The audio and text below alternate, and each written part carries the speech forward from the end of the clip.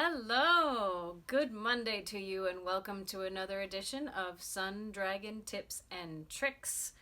Today, we started last week with a little bit on seaming, how to take pieces and attach them together. And today, I thought we would do what I call top to top. We did side to side, if I can get the, yeah, I think these are facing the right direction. We did side to side last time. I thought we'd do top to top this time. So I may have already forgotten to introduce myself. It has already been a long day. I'm Rebecca. I am the owner of Sun Dragon Art and Fiber in Brevard, North Carolina. And this is my cat, who may or may not be on camera at the moment. That's Avi. He'll be joining us today. And we're going to talk about how to seam the tops. So from the outside, it kind of looks like the stitches are still going together. This is really useful for like shoulder seams where you have knit stitches coming up to meet knit stitches from the back, for other things too. So, step 2 in our seaming series, let's get to it. Seaming 101, but this is part 2. This is instead of last week we were talking about two sides meeting. Now we're talking about the tops of two pieces meeting, top to top. Or shoulder seams. It's a lot used when the tops of knit pieces meet the tops of knit pieces. What's going on? I like to do this with the right side, the outside facing, the right side, which is a lot like last week. I like to be able to see what's going to happen when it's done, rather than seaming, like turning things inside out and trying to seam it. It means usually there's somewhat of a seam on the inside, but that's not the side that's visible. What we are going to attempt to do is match the knit stitches. So we're going to talk about how that happens. Where does the yarn go in a knit stitch so that we can match it when sewing? I'm going to come down all the way down here. I didn't put it up top, so I added it in here. A reminder that we are sewing with a big-eyed needle using yarn. I'm going to use a different color yarn to show you what it looks like. But I recommend using the same color yarn so it blends. So we're going to try to match our stitches. And I should mention that the stitches we're talking about are the stockinette, the V's that we see when we look at knitting. What I call V's, if you're learning to read your stitches. So I'm going to get us, the way I talk about seaming these is let's get set in a track. Let's get in a routine. And it's going to involve a lot of going up and down from one side to the other. We're going to be going up and down and usually moving across the stitches. My rule of thumb for when we are seaming, this is very similar again to when we were doing the mattress side seams. You're going to go in the same hole that you last came out of on that side. So go in the same hole that you were last at on that side. And you're going to be going, so we've got the same hole, and you're going to be going over 2 strands. Don't worry about that making sense yet, but it is something to remember. Same hole, over 2. Same hole, over 2 will be repeated a lot. So let's take a look at what is going on. Let's see if I can move this guy over here. That'll work. The pictures I tend to draw of knit stitches, we have these little V's. This is what it looks like. And if we want to color code them a little bit, we can. We have, I'm going to leave the top row of what's sitting on the needle. I'll leave that blank for now. And then we've got one row of V's.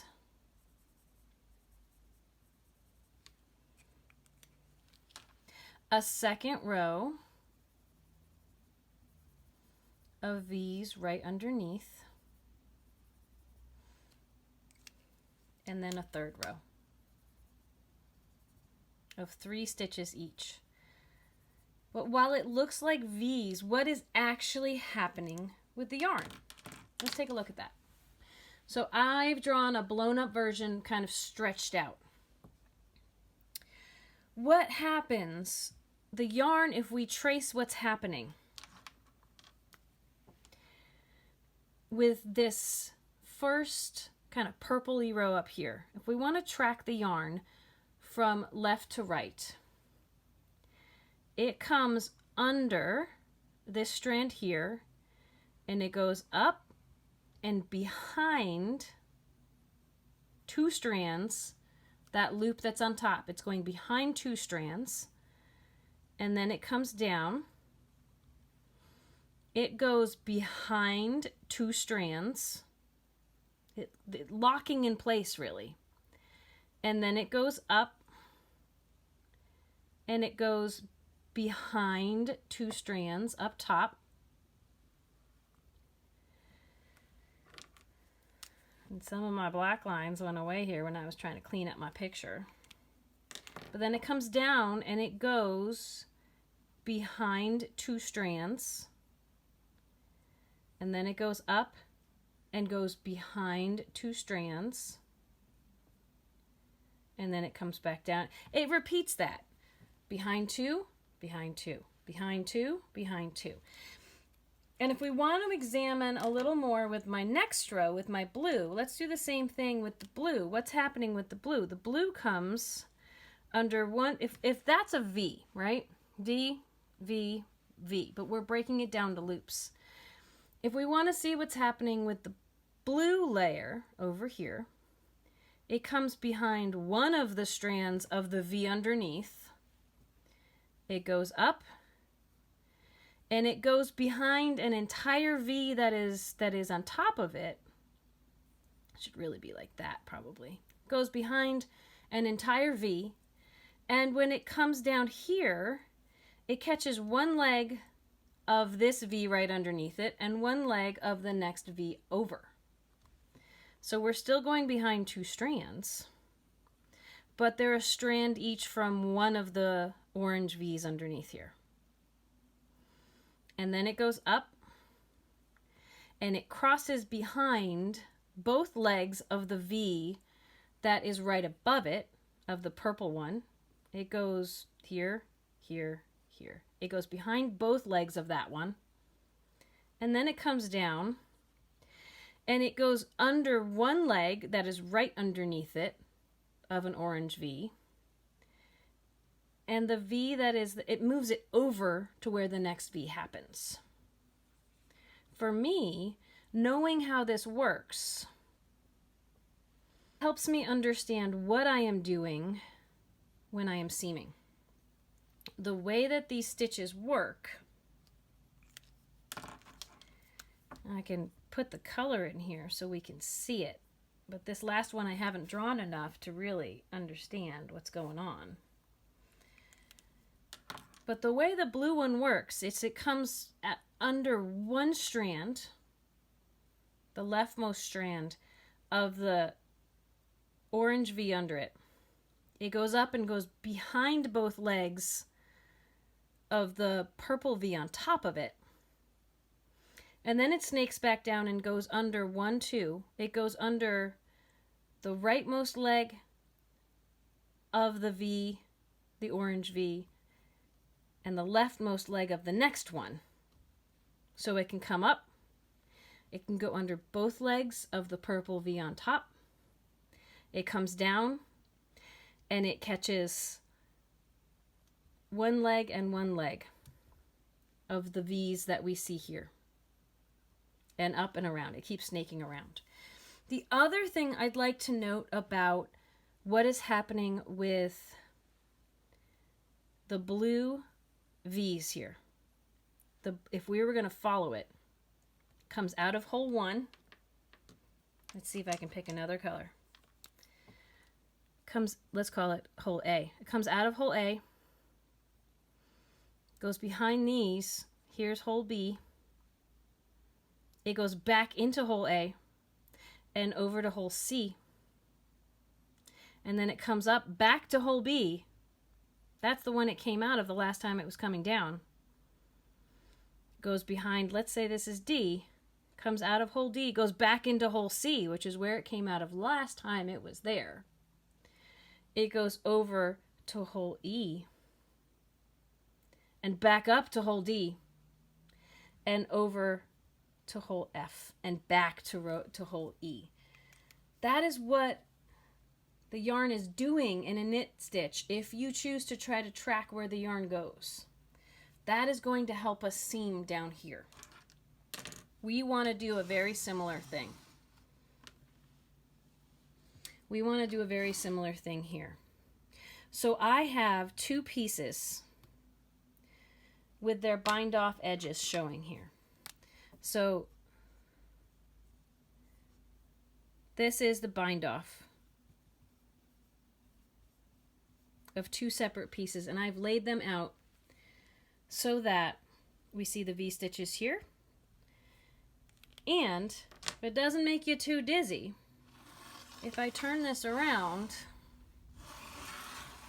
we have another piece that when we've laid down flat, here's the top edge, and it has V's also. These V's can run up if we look at them one way, or if we flip it around, run down. But guess what? You can see the V's running in both directions when you look at knitting. And if that's confusing, forget I said it. It's all good. What we're going to do now is we're going to replicate what that blue yarn did to sew this together. So again, I'm going to roll this back down. The blue yarn came out of what we could call the middle of a V. Middle of a V, went up and around an entire V, and then came back to the middle of the V below it. So we want to try to replicate that down here. So I'm going to take, let's see if we can break this down into colors, just like we usually do. So step one, I want to take my yarn and come up through the middle of the V, right in here. Come up through the middle of a V on the lower side. We may or may not have room for all of these instructions, but we'll try. So we're going to come up this way. Step two, we want to go behind an entire V on the top. So I'm going to go behind, boop, boop, boop, boop, boop, boop. Behind an entire V. Two is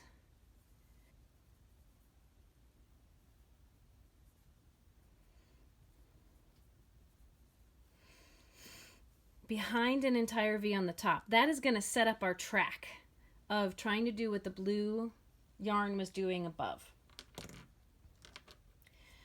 Now, every step after this is going to follow the same instructions. For step three, go to last hole on opposite side,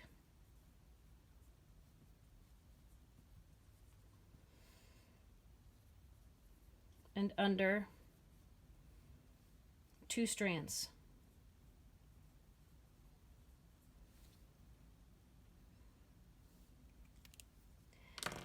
And we are just going to repeat this.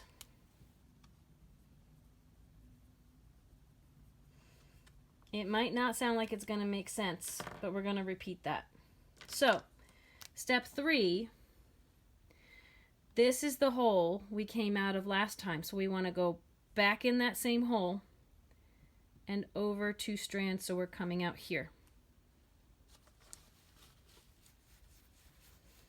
Remember, just like before, it's under 2 legs of 2 different V's. But if that visually gets wonky, just think I'm going under 2 strands of yarn and back out.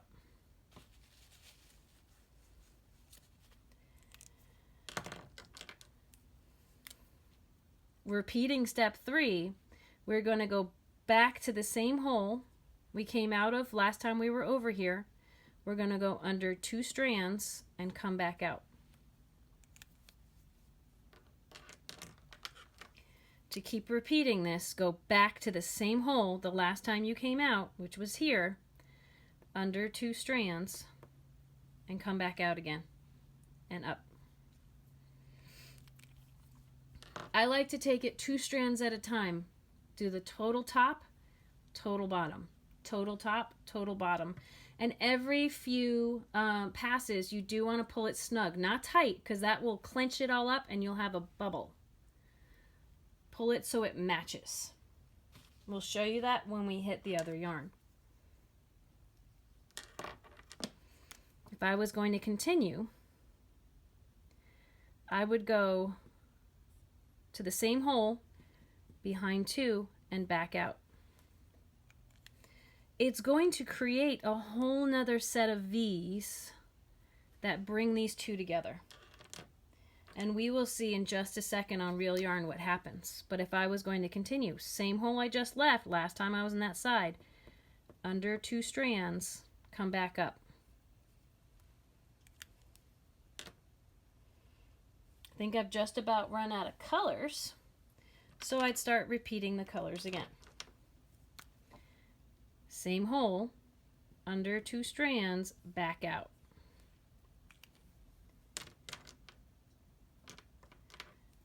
Same hole last time I was there, right in there, under 2 strands, back out. I will point out to you, I am completely ignoring the bind off edges. I am dealing with the first set of V's that I can see on each side. Let me add that in.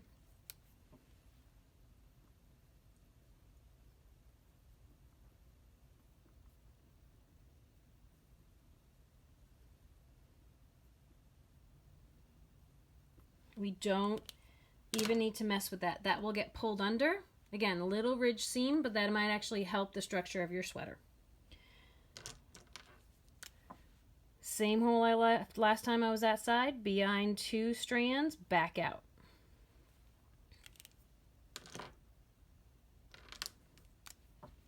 Same hole, behind 2 strands, back out.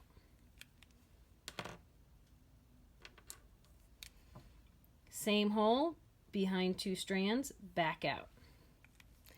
So really what we're trying to do here is you want to start coming out of the middle of a V, wrap around, go behind a whole V and back down. We are replicating what is happening up here.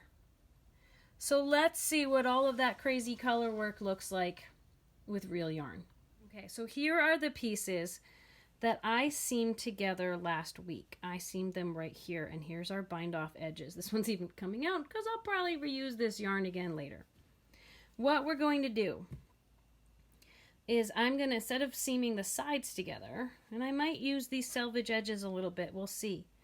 I am going to flip this around so my 2 bind offs are across the top here, just like in the drawing I just did. And then I'm going to come to the bottom, and normally I would try to seam with tails. I'd find a tail and I'd use it to seam if it was available to me.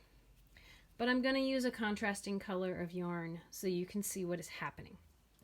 So I want to try to find, see, I've got a V right here, a row of V's going down the top. I'm going to ignore the bind off that goes across the front and focus on the V's that run down.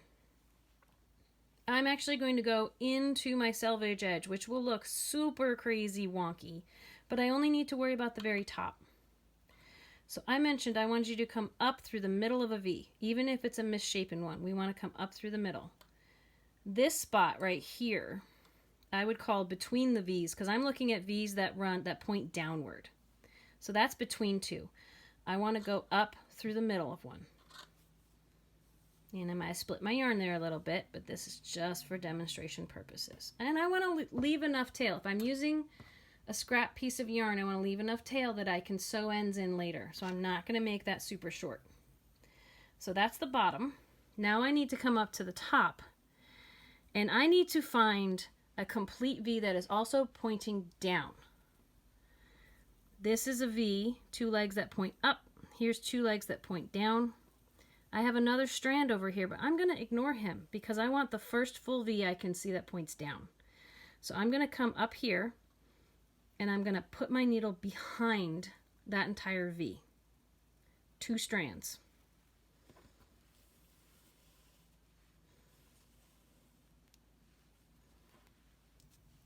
I'm not going to snug it up too much because I need to be able to see where to go next. You can always pull it apart a little to see where to go next. But I want to come back down here. Remember, we're going to switch sides. We're going to find the last hole we came out of, which is right here. And we're going to go under 2 strands. Now, if you're thinking about V's that point down, I just went under one leg of this V and one leg of this V. But if that gets complicated, once we get set up in a track, just think in and over 2.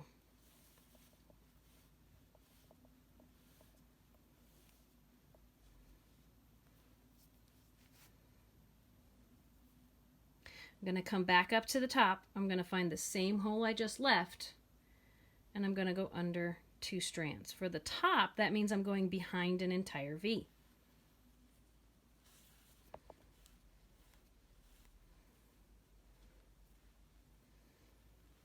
And now I'm going to take this, I'm going to go back to the same hole I just came out of, which is the center of a V, and over 2, which takes me over to the center of my next V.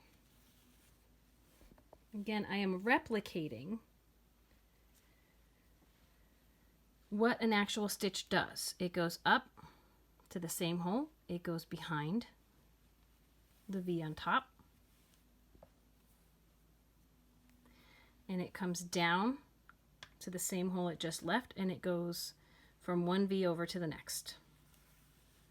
Now that I have a couple of these stitches in, I might snug it up a little bit. But I really don't want to over tighten. You may want to do it. See how not all these are the same tightness, but you may want to end up doing this after about every stitch or so. Because if it becomes too tight, if we go like, we can pull it so we can't even see it really, but this is super bulky and it has more of a bulk on the other side. I'm going to have to loosen these up while we're chatting so we can see what we probably want it to do. If we over tighten it, if you're doing this with yarn that is the same color and the same thickness, I could even show you some of that in a second, it won't show as much. It'll just look like the stitches continue. I like to have it be a little flatter, but I want you all to see what's going on.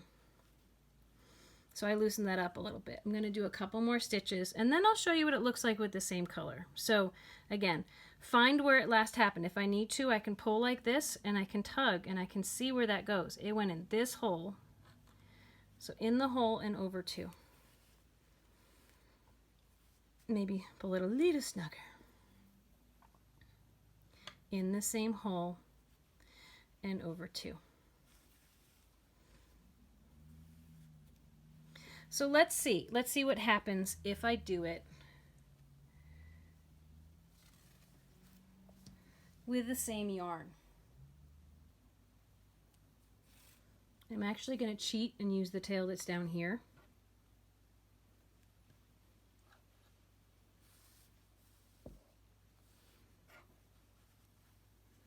Let's get it. There you go.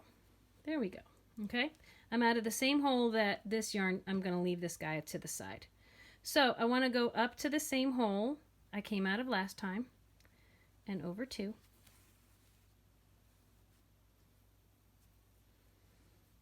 Down to the same hole I came out of last time and over 2. Settle it in. Up to the same hole. If I need to, I can pull it to say where did it go. Up to the same hole and over 2. Settle it in. Pull it if I need to. Down to the same hole and over 2.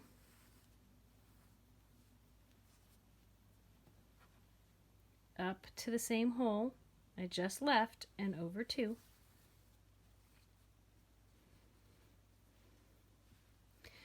down to the same hole, getting as close as I can to that cast off edge without really interfering with it. Over 2. Up to the same hole I just left on that side and over 2. And I caught the last strand there a little bit. Settle that back in place. Down to the same hole I just left and over 2. And take a look.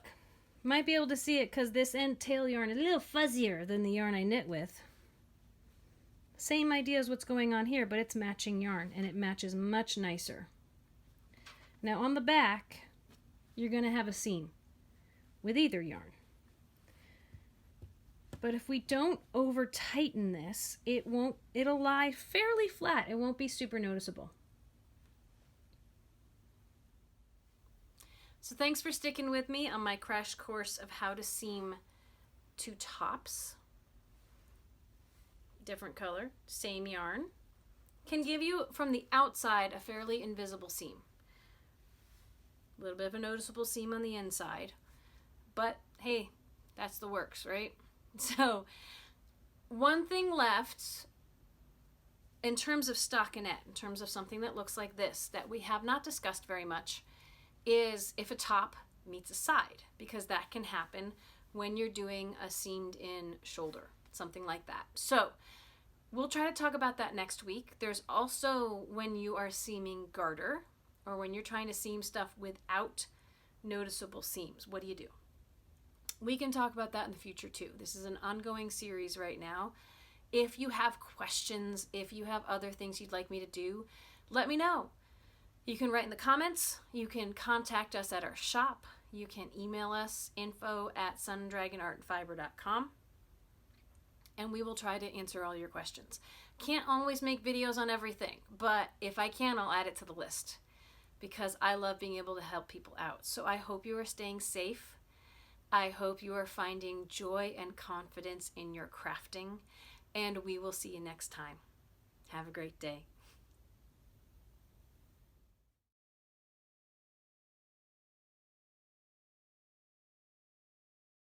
You gonna be helping me today, kitty? Apparently. You're just gonna push stuff off the counter. Yeah, needing my sweater that I will never finish. That's wonderful, kitty. Yeah. Hi. Thank you.